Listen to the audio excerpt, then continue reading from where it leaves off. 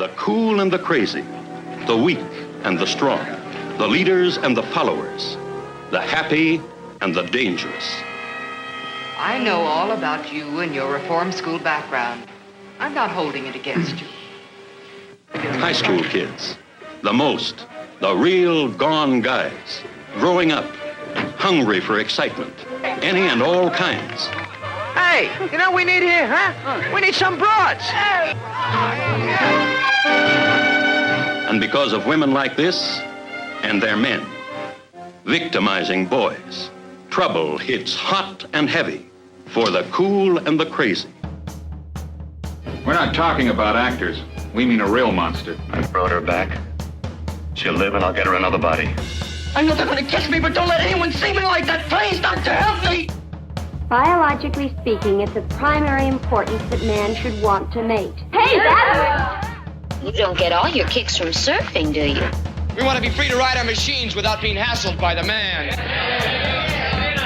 And we want to get loaded. You think you're gonna make a slave of the world? I'll see you in hell first! The American International Podcast. Are you ready? This is Jeff Markin. And I'm Cheryl Lightfoot. From the American International Podcast. And for this episode, we watched The Cool and the Crazy from 1958. Cool and the Crazy was directed by William Witney, written by Richard C. Sarafian, and produced by Elmer C. Rhoden Jr. for Imperial Productions. The Cool and the Crazy stars Scott Marlowe as Bennie Saul, Dick Bakalyan as Jackie Barzan, Gigi Perreau as Amy, Dick Jones as Stu Summerville, Shelby Storck as Detective Lieutenant Sloan, Marvyn J. Rosen as Eddie the Pusher. It also stars Carolyn von Maryhauser as Miss Ryan, Ken Plumb as Marty, Robert Hadden as Charles Cookie Tyler, Joe Adelman as Desk Sergeant Harry, James Newman as Desk Sergeant Myers, and Anthony Pawley as Mr. Saul. The film opens outside a high school, and there is a group of girls tying their saddle shoes. They head inside, and then a group of boys follows them. There's one boy sitting alone. He's picking up sticks and throwing them at the ground. Then he stands and enters the school as well, as jazz music plays. He had to wait for his theme song to start. Now we go inside the school as the credits roll. We're in the school interior now, where the latecomer is ambling down the hallway going to the classroom. He's carrying something in his mouth. It's a piece of paper. Once inside the classroom, he spits it on the desk of the teacher. This teacher, Miss Ryan, calls him Ben and hands him a book as he disruptively chooses a desk to sit at. Then he magnanimously gives the teacher permission to continue talking. Once he sees her expression, though, he pouts. "Aw, have I done it again? Are you mad at me?" A student in the back of the class declares that this exchange is better than TV and starts clapping. Ben hops up and accepts this accolade. Miss Ryan continues her lesson. Today they're going over the subjunctive. She calls on Jackie since he's in good voice today. He was the one who made the comment about this being better than TV. Jackie stands, but admits that he don't know nothing about that. So then she calls on Ben, the new student. Ben looks up and says, "Please don't ask me about that. I came here to find out." And everyone laughs again, and Ben continues. "Now see, you all found out about me. I'm stupid." Stu, who is sitting directly behind Ben, tells Miss Ryan to ask him to spell his name. He probably doesn't know that either. And then Marty, seated next to Ben, says, "Ben, Jerk, Ben Jerk," and the class laughs again. Bunch of cards here. Ben stands up to continue his "we live in a society" monologue, but the bell rings. The students get up, but Miss Ryan yells at them to sit. She doesn't want any more outbursts on Monday, and they better know about the subjunctive by then. And she asks Ben to stay behind. She wants to talk to him personally. The rest of the students leave, and Miss Ryan tells Ben she knows about his reform school background, and she doesn't hold it against him, but they know how to handle troublemakers there. Ben apologizes for his behavior, but he doesn't seem that sincere. Miss Ryan tells him there have been lots of other boys who transferred there from other schools, also with a chip on their shoulder. Ben says that he said he was sorry, and maybe he and she can get together and have a beer and get better acquainted.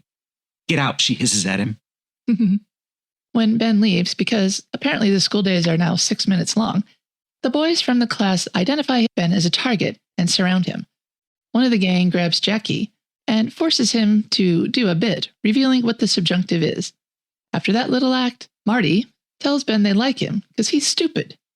Ben walks away and the gang follows him. They engineer a conflict and use it as an excuse to beat the crud out of him. They rip his sweater and tease him.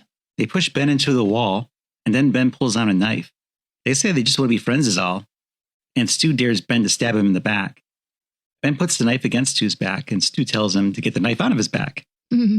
It's not in yet, says Ben. The others gather around, and Stu tells them to back off. He turns around to face Ben and says they don't go for violence. They just like to get together in the evenings and sip sodas. They tell him where. Pat's Pig. It's right by the police station. He can't miss it. Ben accepts this invitation and leaves with Stu yelling after him that school is this way. Stu bets 2-1 that Ben's going to leave town, but Jackie says, nah, he's got guts. Next time we see Ben, he's driving up to the Aberdeen Hotel. He parks the car and runs up the steps. The man seated on the porch stops him. This man is Eddie the Pusher. Where do you think you're going? Ben tells Eddie that he was looking for him because they're in business. Eddie says they like him. They being the organization that employed him, but not to push it. Ben tells Eddie that he kept his mouth shut and took the rap for them, which Eddie also appreciated. Ben says the guys at school are hungry for some kicks, and he's got a date with them tonight. But there's another problem. Ben is using as well as pushing. Eddie scolds Ben for stinking of pot. He's supposed to sell it, not smoke it. Ben turns around and sensually embraces a porch support post. Eddie goes in the hotel, and Ben tells him to relay to the man that he owes Ben a sweater. Eddie nods unconvincingly. Now Ben is at home. His father, Mr. Saul, is reading the paper and drinking beer. In his undershirt. Mr. Saul tells Ben to pick up a six-pack for him while he's out. Ben complains that he's always has to do things for his bum father. Anyway, he's going to go out and make some money, which is something his father can't be bothered to do. Mm-hmm. He tells his father he stinks and he's a mess and pulls the mirror off the wall to show him. They scuffle and Ben knocks over the old man's beer. Ben tells him to slop it up as he storms out. Now we're at Pat's Pig. Stu, Jackie, Marty, and the others are in the parking lot, harassing the girls who had put their hubcaps in the trunk of the car so they wouldn't be stolen. Stu purposefully slams one of the girls dressed in his car door, trapping her. She asks for assistance, and Jackie is happy to oblige, which he does by opening the car door. The girl is freed, and she and her friends drive off, leaving a parking spot open for Ben, who pulls into it. Ben, seeing the gang, suggests they all pitch in to get matching jackets. The gang demands that this big man entertain them. They want something big, Stu says. Ben suggests beating up an old lady. That gets a no. He might win. Should he pull a job at the supermarket across the street? No, that's not big enough. Ben thinks for a sec and then says he's got it. He slides over to his driver's seat and tells them that he's going to jail. The guys get in their car and follow Ben out of the parking lot as he drives away. They drive down the street and pull up in front of the police station. Stu and the others watch as Ben goes inside. He says hi to Desk Sergeant Harry and says he's a new kid in town and he's a troublemaker, so he'd better get locked up before he causes any real trouble. Harry just tells him to go home to his mother. Ben says things aren't good at home and Harry doesn't want to send him back there. Harry calls out to Lieutenant Sloan that there's another delinquent bugging him. Then Ben does a little one-man show called Drunk and Disorderly, spilling ink all over the sergeant's desk. Ben spreads his arms and says he's a butterfly and he wanted blue wings. From his vantage point, Stu has seen enough. This guy's crazy, he says. He leaves, but Jackie can't stop staring. Lieutenant Sloan tries to shoo Ben away, and Ben reluctantly leaves. The sergeant says to the lieutenant, once they're alone, that they should have held him. But Lieutenant Sloan says no, that's what he wants us to do. But then he asks, did he say he was a butterfly? The sergeant, who kind of wants to paddle Ben, says that the exact quote was, he wants his wings blue. Then the lieutenant gets on the phone. Back at Pat's Pig, Jackie is telling the other guys about Ben's performance. Ben returns too. What's the matter, you chicken out, he asks. Stu tells Ben that he's not brave, just stupid. Ben agrees and offers to buy drinks for all of them. That's cool with them, except for Stu. He buys his own. Then they start to scuffle, and Ben punches Stu in the gut, and Stu goes down. I've never done that before. It was a lucky punch, he says. Got him right in the kidney. He helps Stu up and says he wants to be friends. You can't be friends without having a fight first. I don't understand boys at all. Ben renews the offer of a drink, and everyone, including Angry Stu, peels out of the parking lot. On the road to wherever, Ben is driving erratically with Jackie in the car. He sees a car approaching, and he aims his car at it. Jackie yanks the steering wheel to get Ben back in his lane. Ben says that Jackie ruined it. He was going to drive between those two motorcycle cops. Jackie is stunned into silence for once. So the guys have found a place to hang out. It's a park. Stu and Ben are leaning against a tree, and Cookie is having an existential crisis. Because every day his mom wakes him up with hot lemon water. White people problems. Stu tells Ben everyone likes him because he gave them free beers. Then Stu asks Ben who his sponsor is. Ben offers Stu a drink, But Stu is just annoyed by everything, so Ben offers him something else. He pulls out a special cigarette. This one has less nicotine and more of the other stuff. Stu sniffs it and accepts it. Then Jackie suggests they all go dancing. Ben leaves Stu, who's choking on smoke, against the tree. Everyone files into the Blue Note Club. But on the side, we see a bouncer throwing somebody out for being drunk. The joint is jumping. Ben pays their cover as the gang gets hand stamps, and then they hit the dance floor, except for Stu, who's having some kind of bad trip. He's sitting at a table, banging his head against it. Jackie tries to take him outside, but Marty causes a commotion by crawling under another table and emerging near some unsuspecting girls under their skirts. Stu leaves alone, while Jackie follows a woman going to a phone booth. Jackie pulls the girl from the phone booth, and then he cuts the phone's cord and puts one end to his ear, saying he just wanted to listen, as the girl just looks at him very confused. Then Stu returns to the group, but he's now carrying a bus stop sign. He dances with it, then decides it's cold, and he puts his jacket on it. Then he returns to dancing with it. I love you, he says. You don't step on me. Everybody's always stepping on me. Jackie asks him if he's okay.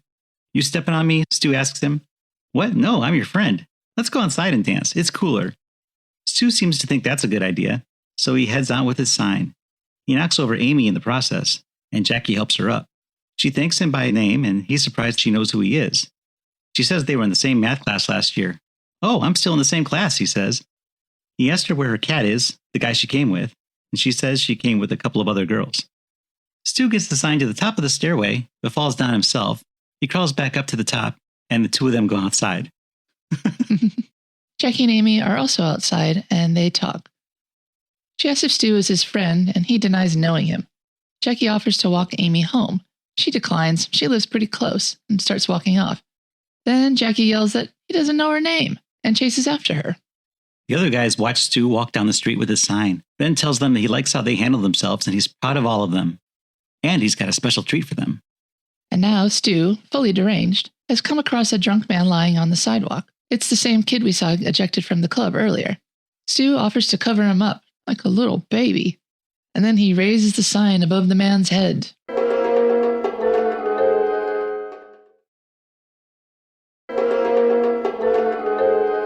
At Amy's house, she invites Jackie in. He says no till he hears that her parents are out.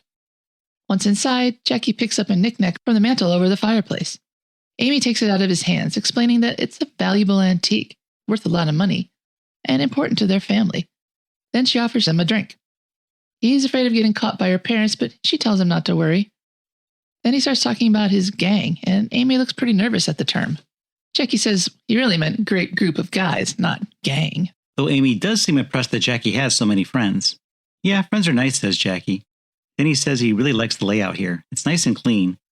Amy looks around and kind of shrugs. And your mom's a good cookie maker, too. Then Jackie tells her about his family. His mom was a trapeze artist, and he and his dad traveled with her in the circus, living in tents. Amy asks what his dad does now. Nothing, he says. The sound of car doors slamming outside catches Jackie's attention. I guess my folks are home, says Amy. And that's Jackie's cue to split the scene. But he hasn't even had his coffee yet. Amy's parents come in and ask who that was. Jackie Barzan, Amy says. She met him at the dance and she thinks he's kind of nice. She's got stars in her eyes. In Eddie's room at the Hotel Aberdeen, he takes a call. In the foreground of the shot, we see a pair of lovely legs in high heels and a skirt. Eddie's talking to Ben on the phone. Eddie says Ben can get the smoke and to try that first before moving on to the harder stuff. And that one day he'll be driving a big car and sporting blondes just like Eddie. But tells Ben to remember, this is business. One slip and you're through. They aren't in it for kicks, you know. Eddie hangs up the phone and starts complaining to Legs. These kids, you pick them up and buy them a new suit, you'd think they'd be smart and stay off the stuff. A couple of weeks and they want a needle. So, says Legs, you got a customer instead of a salesman. At Pat's Pig, Stu careens into the parking lot and goes inside. His fellow delinquents are at the counter. Stu has dry mouth, so he orders 10 gallons of water. He says he's got an ice pick in his brain, and someone's twisting it. One of the other hoods feels the same way. In fact, they all look a little rough, except for Jackie, who enters, amazed at how bad everyone looks. I guess they all have one of those famous pot hangovers. They're brutal. The guys want to know if Jackie got lucky last night, but he merely says he had a charming evening. Then Lieutenant Sloan comes in to harass them all, calling them juvenile delinquents. Ben warns him not to get started. The lieutenant responds by grabbing Ben's hat, crumpling it, and returning it to Ben's head. Ben smarts off to Lieutenant Sloan about his $3 hat, and Sloan shows Ben his calloused palms, saying that he could do some damage with those. They'll bleed, though. And then Sloan wonders if the thought of blood makes Ben nervous, and Ben says, "Not your blood." The lieutenant gets to the point. A little blue-winged fly told him that they like to dance. In fact, one of them danced atop some kid's head. The kids all have dumb looks on their faces at this news. "But that kid's in the hospital," says Lieutenant Sloan. Ben asks if that little fly took pictures, and Lieutenant Sloan says he didn't even swear out a warrant. Ben says, "Smart fly." Then Sloan asks, was Ben going to come down to the station and visit him again? "You're a real big deal, you know that," says Ben. "What are you going to do, put me in the electric chair?" "No," says Sloan. "We don't do it that way anymore. We use a pill, and we drop it in a cup, and then as a visual aid, Sloan drops his cigarette into Ben's Coke, and continues, and pretty soon your lungs fill up and you won't be able to breathe anymore." Sloan leaves, and Stu and Cookie go to Ben and ask what they're going to do. What if he finds out? Jackie wants to know what they're talking about, but instead of telling him, they all agree to congregate elsewhere. As they're leaving, Amy comes in and asks Jackie to buy her a Coke, so he has to stay and miss out on the guy fun once again. Outside, Stu laments Jackie's romantic success. Cookie says he's jonesing for more stuff, and Ben says, "Sure, but I need some money. Smoking is expensive." The guys look surprised as they are unfamiliar with the only the first taste is free business model. Ben walks away, leaving Stu and Cookie pining for his goods. Eddie picks up Ben, and they drive to a less busy street. They park, and Eddie tells Ben he's through. Ben tells Eddie how he's infiltrated his group and everything is going just how he planned it, but it's not the way Eddie planned it. He never thought Ben was the type to become a junkie. Ben says he can take it or leave it, but Eddie isn't convinced. "Look at your clothes," he says. "You stink." Ben tells Eddie that he needs some more M, and he needs it now. Tonight those guys are going to be screaming for it. "Let them scream," says Eddie. Ben's getting desperate. "What am I going to do? What am I going to tell them?" "Tell them you're through," says Eddie, and with that, Eddie kicks Ben out of the car. At school, Cookie harasses Ben in the hallway. He's got to have some stuff. He's really hurting. Ben says, "Money?" And Cookie says he's good for it eventually. But Ben's not giving away any more product. He tells Cookie he should get a job or steal something. And then they go into Miss Ryan's class. Miss Ryan addresses the class. "Happy Monday. I heard some of you had a busy weekend." She read it in the papers. She attempts to engage the class, but her attempts at slang go unappreciated. So she asks about the subjunctive mood again. But she notices that Cookie is passed out on his desk. So she asks Jackie to wake Cookie up. Then Miss Ryan asks Cookie if he had a rough day yesterday. Cookie says he doesn't know. He gets up to leave. Miss Ryan asks him why he even bothered to come to school today if he's so tired. "That's a very good question," says Cookie. "Look for me tomorrow." As Miss Ryan heads back to the front of the class, one of the students calls out, "Talk like us again, Teach, you're a scream." And then Ben stands up. Miss Ryan starts to reprimand him, but Ben says he wanted to take a stab at that subjunctive thing. He says it's a thought of impression and not reality. Before she can tell him whether he's right or wrong, the bell rings and class is over. This school day works like speed dating, doesn't it? You're in there for 3 minutes and then you're done. Outside the classroom, Jackie congratulates Ben on his command of the subjunctive. He was really impressed. Ben says that he just studied is all. And the teacher, Miss Ryan, she's a dumb broad. Ben tells Jackie he's been missing him. Where's he been? Jackie begs Ben not to tell the other guys, but he's got a girl. She really likes him. In fact, he spent all Sunday with her. They went to church and his parents have asked him to dinner. Ben agrees not to tell the others. As they walk down the hallway, Cookie waylays Jackie. He needs to speak to him alone. After confirming that Jackie is his pal, Cookie shows him his gun. Jackie is alarmed and hasn't put it away. Cookie explains that he's got to get some money and he's going to rob a gas station. Jackie says if he needs money, well, Jackie has $1.67. That's enough for 16 beers. Wow. Cookie can have that, but that's not going to be enough. He needs to give the money to Ben. Jackie tells Cookie to go see a movie and he'll talk to Ben for him. "You don't talk to Ben," says Cookie. "You feed him. Dough." Jackie tells him, "Okay, just go home and take a shower and Jackie will get the money for him. Just don't do anything stupid." Miss Ryan comes out and eyes the boy suspiciously. Jackie tells Cookie just to do what he told him and he'll take care of his part.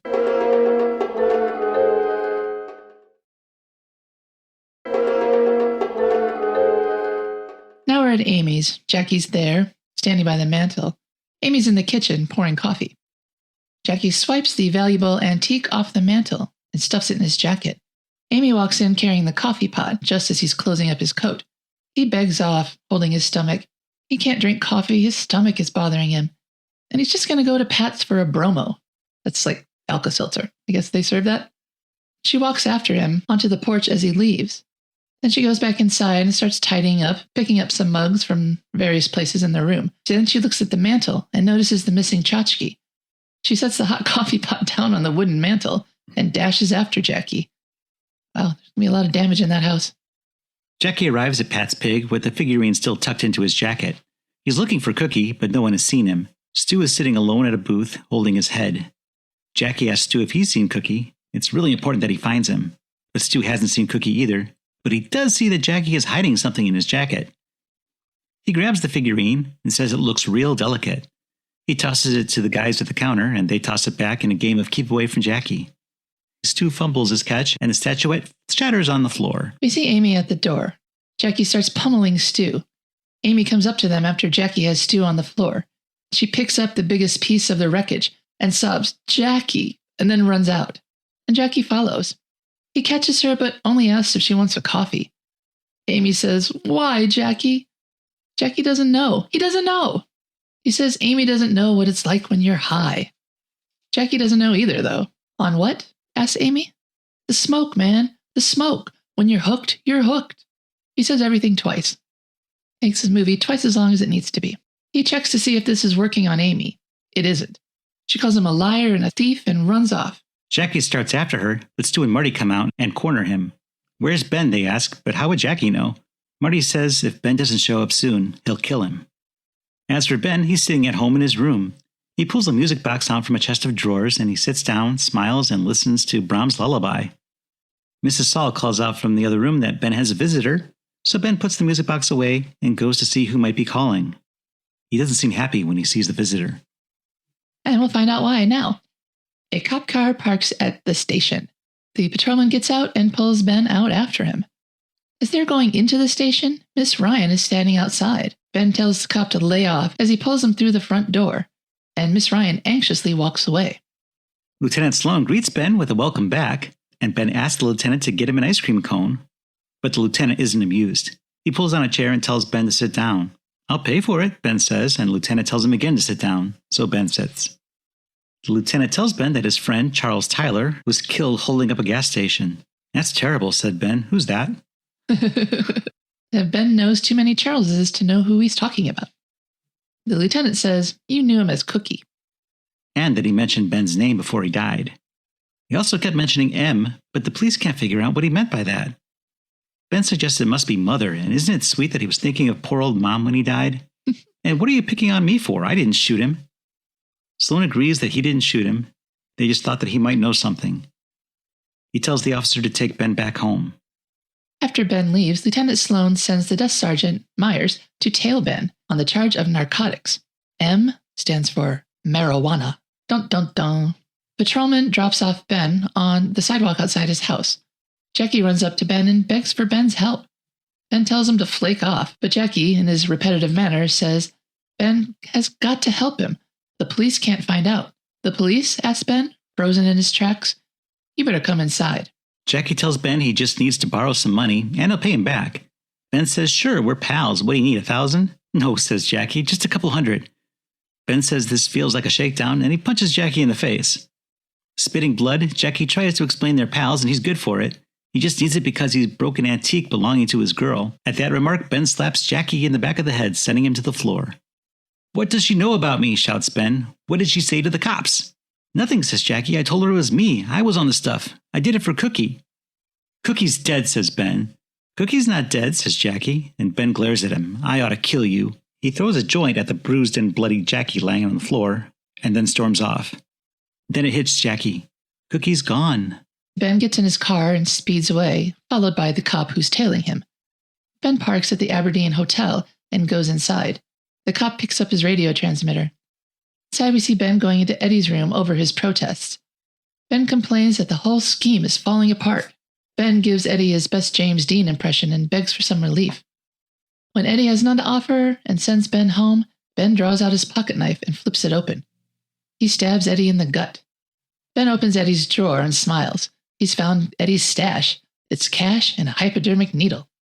A beaten-up Jackie returns to Pat's Pig. The guys start to razz him, but he's not into it. Cookie's dead, he says. He needed money, but he doesn't need it anymore. The payphone rings, and it's for Jackie. Jackie takes the call. It's Ben on the other line.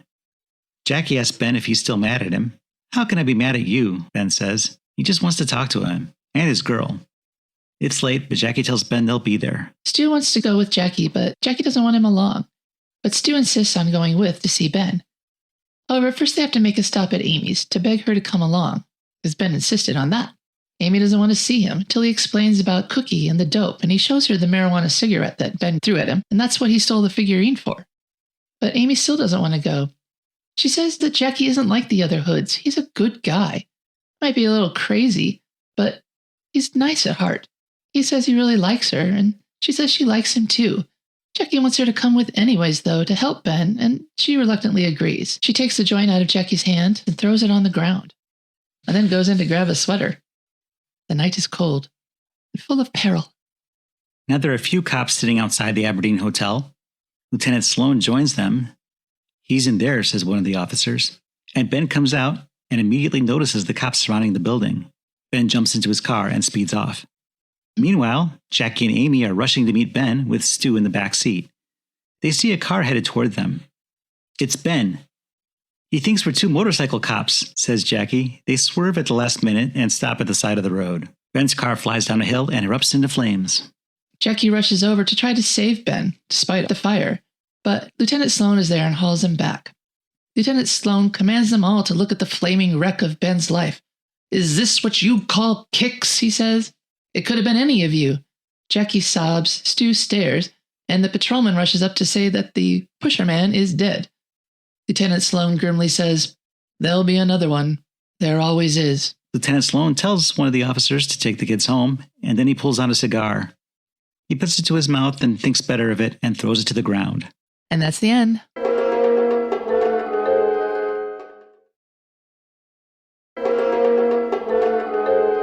You are listening to the American International Podcast, where we're discussing The Cool and the Crazy from 1958. Producer Elmer Rhoden Jr. was president of Commonwealth Theaters, a chain of motion picture theaters with cinemas in Missouri, Kansas, Arkansas, Iowa, Nebraska, and South Dakota. In 1956, Rhoden, thinking along the same lines as the newly formed American International Pictures, wanted to produce films for teenagers. According to Box Office Magazine, he got, quote, "a considerable amount of publicity by revealing a dominant percentage of his circuit's patronage came from teenagers, and by airing some emphatic opinions as to what types of film fare attracts these younger generation ticket buyers." In Vernon Scott's syndicated column, On With the Show, published March 1st, 1958, Rhoden is quoted as saying, "My reason for making teenage pictures is very simple. Money. The kids are the ones who are keeping theaters open." And said that 70% of the steady movie audience attending a movie at least once a week are persons younger than 24, with an average age of 18. Rhoden defended his low-budget approach by saying big stars don't mean a thing anymore. The kids just laugh when they see a leading man in his 50s making love to a young girl. Rhoden established a small film complex in Kansas City to produce low-budget teen exploitation films, primarily for showing in drive-in theaters. He found success with his first film, The Delinquents, which was directed by Kansas City filmmaker Robert Altman. Released by United Artists in 1957. It grossed $1 million, so Rhoden put up about $170,000 to make a second film in Kansas City. Beginning with the title The Cool and the Crazy, he hired Altman's friend Richard C. Sarafian, another Kansas City writer, to draft the screenplay. A September 1956 Hollywood Reporter news item reported that actress Dorothy Crider was to star in Altman's film The Big Smoke. This could have been a working title for Cool and the Crazy, as within the film, the teens all refer to marijuana as smoke, or M. The word marijuana is spoken only once in The Cool and the Crazy, by Lieutenant Sloan. The film was shot in 2 or 3 weeks on location in Kansas City at the end of 1957. Locations included a Kansas City high school where most of the students appeared in cameos, the rundown Aberdeen Hotel in downtown Kansas City, a greasy spoon called Pat's Pig, Penn Valley Park and the Indian Scout statue overlooking the city, and the Blue Note Club, the Kansas City Jazz Hall, as well as several real homes and neighborhoods. Rhoden had cooperation from many local businesses and also from the Kansas City Police Department. Shelby Storck, who played Lieutenant Sloan, Joe Adelman as Desk Sergeant Harry, and Jackie Storck, who played Amy's mother, were all local talent. That police cooperation didn't prevent them from interfering with the production, though. While standing on the street between takes, Dick Bakalyan, who played Jackie, and Dickie Jones, who played Stu, were both arrested for vagrancy and for having long hair in public by Kansas City police. They spent several hours in the local jail before someone freed them by explaining that they were just acting for a film. In the On With the Show article, Rhoden said, "There are some difficulties in making teenage pictures. It's not easy to find experienced young actors, and you break your back attempting to keep up with the lingo. They won't go see a picture if the dialogue is square. My pictures are stories about wild kids who always pay for their crimes in the final reel, but I don't think they contribute to delinquency." Rhoden had the cash to have The Cool and the Crazy's post-production done professionally in Hollywood, with editing by Helene Turner and enough money to order an original music score, written and conducted by film composer Raoul Krasauer. Krasauer's score featured recurring versions of the film's theme song, written by Bill Nolan and Ronnie Norman, done in an upbeat, fast tempo at times, and others performed in a slower, bluesier style. Rhoden did a distribution deal with American International Pictures. Prior to the release, AIP made no mention of the drug plot in the trailer or on the poster, and tagged on disclaimers at the beginning, and assuring parents that this was a film made for the purpose of warning teenagers about drugs. The film was released with a gala world premiere in Kansas City on April 17, 1958, accompanied by a live radio broadcast, house lights, live music, a dance contest, and a parade of the Kansas Cityans involved in the film. It was released on a double bill with Dragstrip Riot there and in other markets on the same date. Box Office Magazine recommended theater owners capitalize on the names of former child star Gigi Perreau, as well as that of Richard Bakalyan, who appeared in similar teenage pictures. They also recommended that they ask a local narcotics squad to address the teens at special screenings of the film. I bet that was super fun. Taglines for The Cool and the Crazy include, 7 savage punks on a weekend binge of violence. They learned about narcotics the hard way. Chill and thrill story of crazy kids and cool violence. It was pretty cool, wasn't it? The Cool and the Crazy was a box office success, grossing more than $5 million for AIP, and it was called one of the most popular delinquency films of 1958.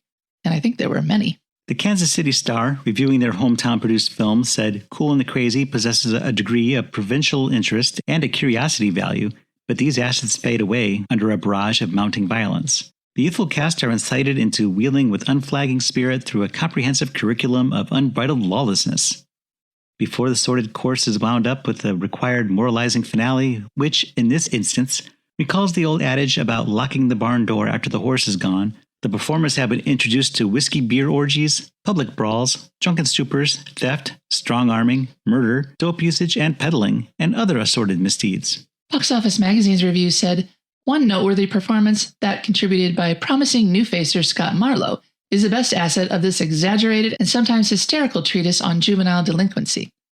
The review said that the double bill of Crazy and Dragstrip Riot, quote, "although far from the best to be wrapped up by AIP, should serve satisfactorily in its field and enjoy the same quantity of booking and the profitable business that has been the lot of its predecessors." Another Kansas City paper, the Weekly Star Farmer, called Cool and the Crazy a shoddy, repellent melodrama that was obviously produced for the sole purpose of earning the proverbial fast buck. While not a review, the Herald Press in St. Joseph, Michigan, printed a letter from a reader on April 18, 1958, that had some strong opinions on the AIP double bill just released there. Mrs. Tanya Hunterjaeger of Three Oaks, Michigan wrote, "Cool and Crazy," that was her term, "was another teenage horror. Here youth were shown fighting, brawling, carrying switchblade knives, stabbing a man. Young girls in a necking party were shown with their legs kicking into the air and hysterical laughter. Another scene showed a girl pulling up her dress over her thighs, to which the announcer said, and this is not verbatim, 'See how this dungaree doll excites the teenage boy.'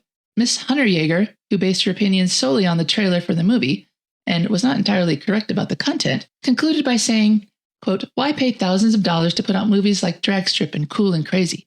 Why run a movie that shows degeneration of morals, principle, and decency? Why do you as a community, and we as parents, permit such things to be put on screen for our youngsters to see?'" Okay, Karen. In William H. Mooring's Hollywood in Focus column, the author claimed that, quote, "At a recent Hollywood dinner party, a prominent executive was telling me that neighborhood theaters, which used to cater to families, now make money when they show teenage trash. He meant films like Dragstrip Riot, Cool and the Crazy, I Was a Teenage Frankenstein, and others, the very titles of which tip off their lurid content. The type of film comes from independent peddlers and importers, not from the big Hollywood studios," unquote. Mooring quoted the head of the Hollywood Movie Code, who'd just heard from J. Edgar Hoover, who was begging movie producers to soft-pedal films about youthful gang violence as it triggers juvenile crime. But Moran concluded that it might be well to show that the blame for teenage delinquency often rests with parents, who by shocking moral example and parental negligence create in their own homes the conditions and climate of immorality, violence, and crime. In Sam Arkoff's autobiography, he joked that the melodramatic withdrawal scenes could have scared Timothy Leary into abstinence. He also notes that at the end of The Cool and the Crazy, there was even a disclaimer to pacify the little old ladies in tennis shoes.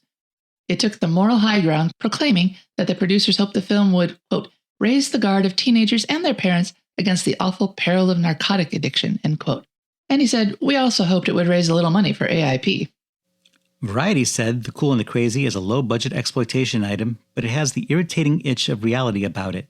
In some good scenes, the viewer gets the feeling that these are real kids with terribly real problems, despite the fact that the story of teenage exposure to narcotics has been covered before.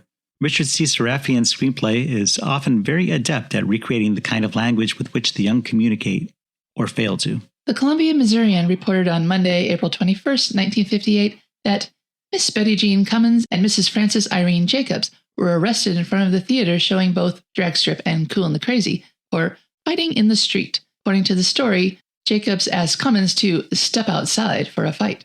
The Cool and the Crazy is said to have gained a devoted cult following for its rabid anti-marijuana message and Dick Bakalyan's performance. When shown on television in the 1970s, it first began to attract its following, and it was released on video the next decade. In the early 1990s, the Showtime cable network produced a series of films loosely based on several 1950s AIP juvenile delinquency pictures. In 1994, Showtime aired Cool and the Crazy, which was directed by Ralph Bakshi and starred Jared Leto and Alicia Silverstone in the lead roles.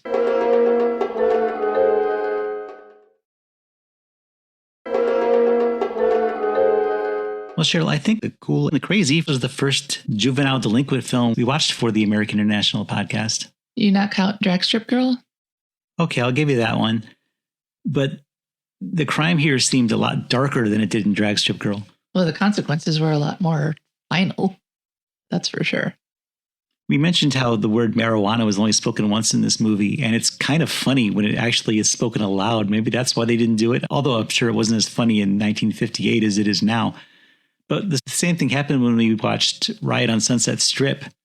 Yeah, that's juvenile delinquency there. I mean, there's a pretty bizarre acid trip going on in that movie, but a bunch of kids get arrested for being grass smokers. Yeah, I think a lot of producers have no idea what these drugs actually do to people. And so they just take the worst case scenario, amplify it by about 1 million, and then proclaim that this is what drugs will do to you. You don't have trips on marijuana. You don't have withdrawal to the point where you're going to knock over a gas station to get more and get killed in the process. It just doesn't work that way. I mean, it's been a while for me since I was a partier, but even a few decades later, that wasn't the case. It mellows you out and makes you have the munchies. That's it. Well, not in this world. They all had really bad headaches and... Yeah, like a hangover combined with a bad trip. Cookie seemed to have a really scratchy throat. He kept on rubbing his throat. It was very ridiculous, the acting choices that they made, but I'm sure that's what they were told to do. They were told to behave like they just got off smack. So like heroin level withdrawal. I don't know. This seemed like kind of an interesting approach to try and reach the teenage audience, because I think the people who might relate to this weren't going to get the message that it was trying to present here. No, I think that there's too much in here for parents to make it really effective for teenagers. So by painting the bad guys like really bad and the teenagers as innocent victims that must be protected by parental intervention, they kind of took all the cool out of it. It was crazy for sure, but it wasn't that cool. Yeah, I don't know if there are really any sympathetic characters in this movie. Jackie. I think Jackie's very sympathetic. He's still not that likable. Oh, I liked him.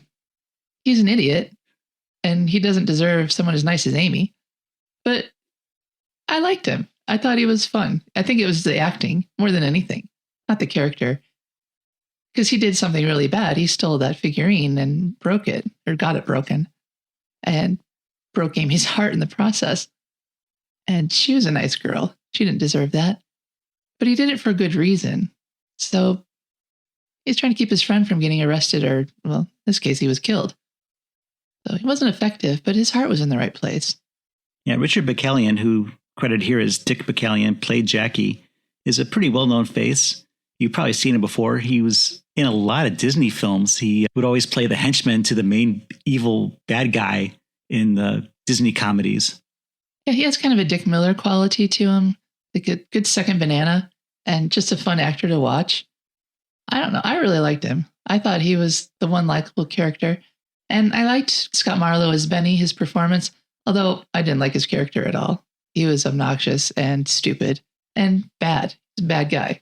And we don't know why, except he had a drunk dad and a drunk mom. And I guess he had no choice but to turn out to be a drug dealer. But I thought it was pretty commanding acting performance on his part.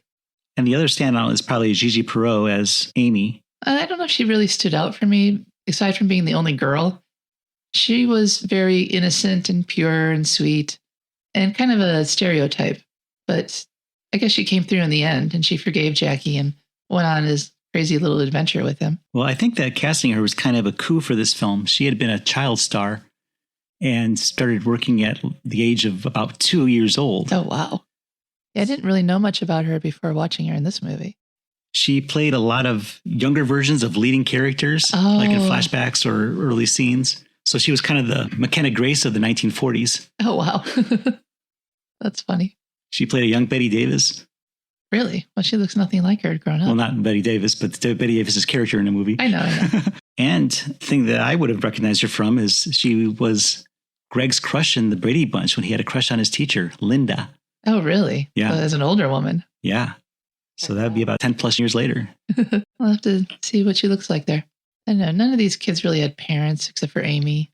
They didn't really even have home lives except for Bennie had his terrible home life. But we didn't go home with Jackie. We didn't go home with Stu. We didn't go home with Cookie and his lemon water pushing mother. So we don't know why these kids are so bad, why they're so aimless and just drifting around with no purpose whatsoever in life. Yeah, the only parents we see besides Amy's, and we know they go to church, is Ben's parents. Right, and they're drunkards. Well, his father, his mother is an off-screen voice. Right, but he says she's a drunk, and I believe him. And his dad is, too, lying around in his undershirt on a weeknight, reading the newspaper. Asking his son to pick up a six-pack for him. Yeah. Good old days when you could have your high schooler bring home beer for you. Well, you know, they had to be at least 18 to buy liquor, including beer. So, I don't know, Ben was a repeat offender in school, I think. They kind of imply that Jackie was held back, too. He was taking the same math class 2 years in a row. That's right. That's right. And they all admit freely to being stupid. So, obviously, the pursuit of education is not something they're really into. I bet they all go to Vietnam in short order. Except for Cookie, he's no longer with us. I think by making that happen off screen, I think that was a real cheat. It had no emotional impact on me. No, it had more of an emotional impact from the kid who was laying there unconscious, who got brained by the bus stop sign, which you didn't see. Stu just raises it over his head and then it fades to black. Yeah, that was a very odd reaction to being high. And a strange choice by the filmmakers, I think. I also thought it was interesting that that kid survived because he was in the hospital. Yeah, the first time I watched this, I thought there was a scene where they said that he died, but I think I'm thinking of another movie.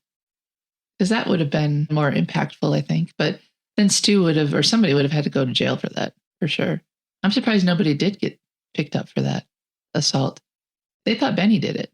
But Lieutenant Sloan just seemed to come around with warnings and never really did anything to actually keep crime off the streets. I think a big disappointment in this film is that it's just not as funny as I think it should be. It is kind of funny. There are some It has some unintentional humor, but yeah. I want a lot more right. than this one was offering. Well, I think if you just look at the hysterical overreaction that everyone's having to one joint. But that's all that it's here is just that. Yeah. So, as a whole, it's kind of amusing, but there are no individual moments of hilarity. That's true. It's not to the degree that a film like Reefer Madness shows us with their addiction. With all these different set pieces of people acting completely nuts. And playing piano at 3,000 times normal speed. Yeah, they allude to a lot, and we see a lot of melodramatic performances, but nothing really hilarious happens. I thought, well, the two motorcycle cops thing, that was pretty funny when Bennie's trying to drive between the headlights. I mean, that's just Well, what's funny is Dick Bakalyan's reaction, because he just looks at him and goes, whoa.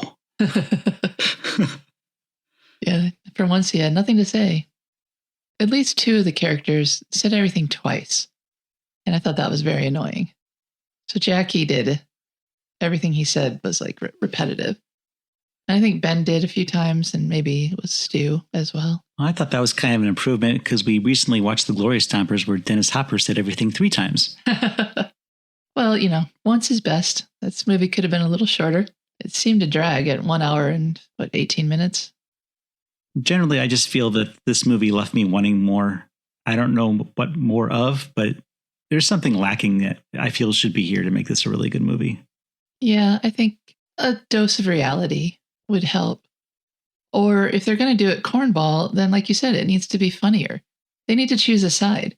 So they've kind of straddling the fence between being completely outrageous and being a real important movie about drugs. They're in after-school special territory here, where everything has to be neatly wrapped up in a matter of minutes, and they can't really delve into character and backstory and consequences long-term.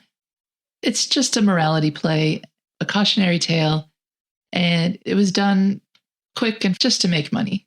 They didn't really want to make a great movie. They just wanted to make something that people would go see. Well, Ben is the only one who was admitted to being a juvenile delinquent. He'd been to reform school. The others are mischievous for sure, but I don't know if they do any real damage until they get on the stuff. They smoke the smoke. Because they just sip colas. No, weren't they drinking? Because Jackie says he bought somebody some beer. They did drink alcohol. Right, but it wasn't illegal. But if you did a little overboard, assuming they're over 18. The ones who bought it were over 18, but the ones who drank it weren't, because Jackie had to buy it for them. And being held back, he was old enough, and the others weren't. But yeah, they just loitered and maybe a little light vandalism, and they bothered girls. And sexual harassment, yeah. Yeah.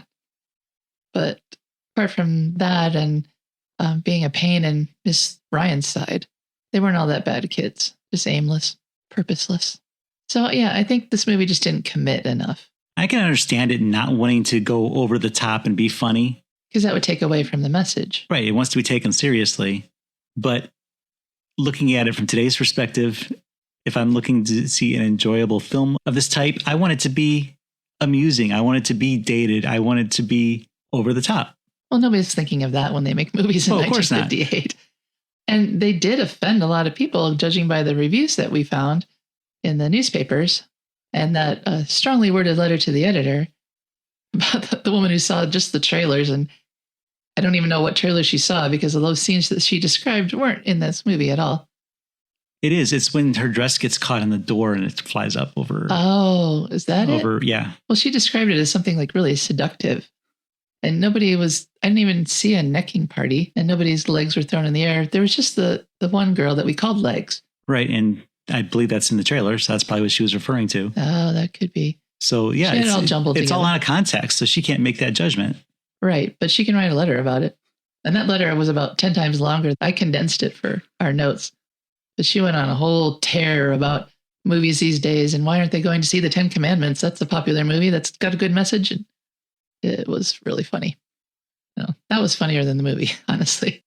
So Cheryl, I think we've gone back and forth a little on how we feel about this movie, but how would that equate to a rating using our AIP scale, where A is awesome, I is intermediate, and P is pathetic? Well, I would be surprised if you gave it an A. I'm not giving it an A.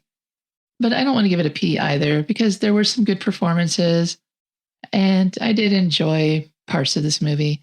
I really liked Dick Bakalyan as Jackie, like I said, and I did enjoy Scott Marlowe's performance as Bennie, just because he really committed to the bit. And I think that he's a good actor, and I'd like to see him in something better than this. But as for the movie, it just didn't give us enough of what we need out of a movie to be considered good. So I'm going to give it an I. As Lieutenant Sloan said at the end of the movie to the kids, is this what you call kicks? Well, you can't say that The Cool and the Crazy is what you call kicks, because it's not. It's a decent movie. It's not great. Not terrible. It's an I. What do you think? I'm going to agree with you. I didn't know exactly what I was going to be getting when I sat down to watch The Cool and the Crazy the first time. I wasn't really familiar with the film. I'd seen the poster, of course, which has nothing to do with what we see in the movie. Nope. I didn't know that it was a drug movie. The idea of being a juvenile delinquent movie, that didn't come as a big surprise. But I thought it was going to be a lot more funnier, enjoyable. Crazy, yeah. Or cool, which it was neither. I definitely wasn't expecting a bunch of kids with New York accents because that's something we don't see in a lot of AIP. No, and it was filmed entirely in Kansas City, so that is a bit odd. But like you, it wasn't a bad movie. It wasn't what I expected, and it definitely wasn't a great movie, so I'm going to give it an eye as well. What's funny is on the poster, it's a picture of a girl, a woman, is prominent.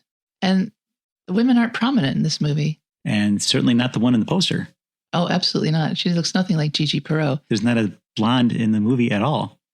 Nope. That's the AIP way, though. They make the poster, they sell the movie, and then they make the movie. So they don't match. Well, that's too bad. But they didn't make this movie. This was just an acquisition. So I don't really understand their timeline for doing their promotion for the stuff that they didn't produce themselves. So I kind of like to find out more about that if we ever can. Oh, yeah. If we ever get to the Samuel Arkoff archive in Los Angeles, maybe we'll have a better clue as to how the timeline works. But what I think is they know the movie's coming, then they know the title, and that's all they need to generate something. And once they see the movie and they see it doesn't really match, well, too bad. That marketing material is already in the can. And the key art for The Cool and Crazy has been used on album covers and posters and all kinds of other things. So it's iconic.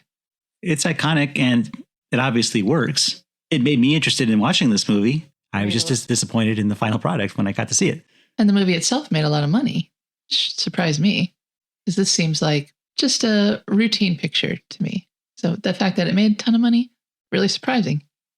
If that figure is accurate, I don't know. That's another thing. I don't know if it made that money on its own or if some of that is attributed to Drag Strip Riot, which it was paired with.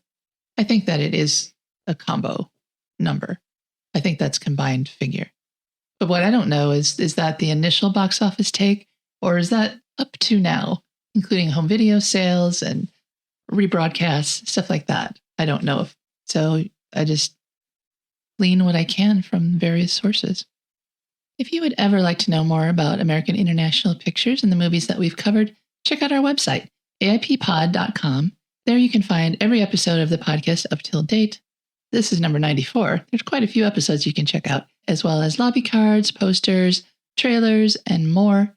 And there's a way to contact us if you ever want to suggest a movie for us to watch. We might not do it right away, but eventually we might. Or tell us how we are right or wrong in our opinions. You can go there. It's AIPPOD.com. And that's going to wrap up this cool and crazy episode of the American International Podcast. I'm Jeff Markin. He's the cool one, and I'm the crazy one, Cheryl Lightfoot. And we'll meet you at the drive-in. Follow the American International Podcast on Instagram and Letterboxd at AIP_pod and on Facebook at facebook.com/American International Podcast. The American International Podcast is produced and edited by Jeff Markin. A man whose mind is distorted by hatred. And Cheryl Lightfoot. A girl hungry for too many things.